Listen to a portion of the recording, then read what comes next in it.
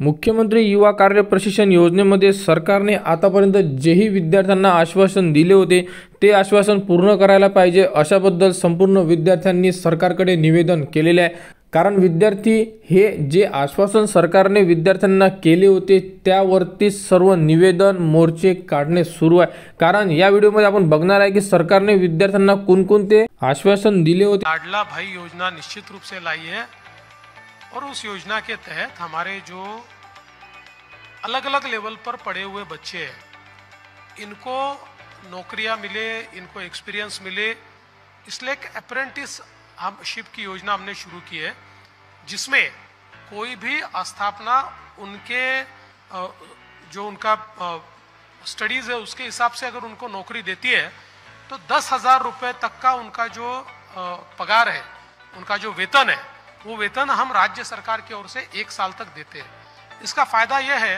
कि 1 साल में वो अच्छा काम करे तो उनको वही नौकरी मिलेगी।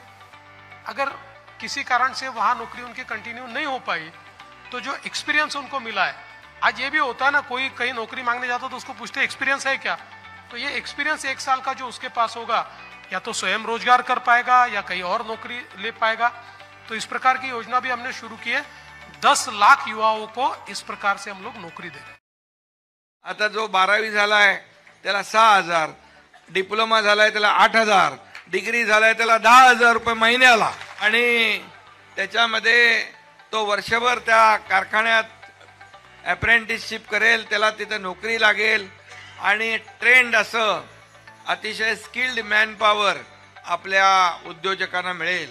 आणि म्हणून ते पैसे जे आहे हे सरकार भरणार आहे। अप्रेंटिसशिपचे इतिहासात पहिल्यांदा अशा प्रकारची योजना आपण सुरू केलेली आहे। लोक म्हणाले काय बेरोजगारी बेरोजगारी, मग त्याच्यावर उपाय आपण हा काढला की का उद्योग जे आहेत, कारखाने आहेत, त्याच्यामध्ये अप्रेंटिसशिप तो करेल आणि त्याचं स्टायपंड जे आहे ते सरकार भरेल।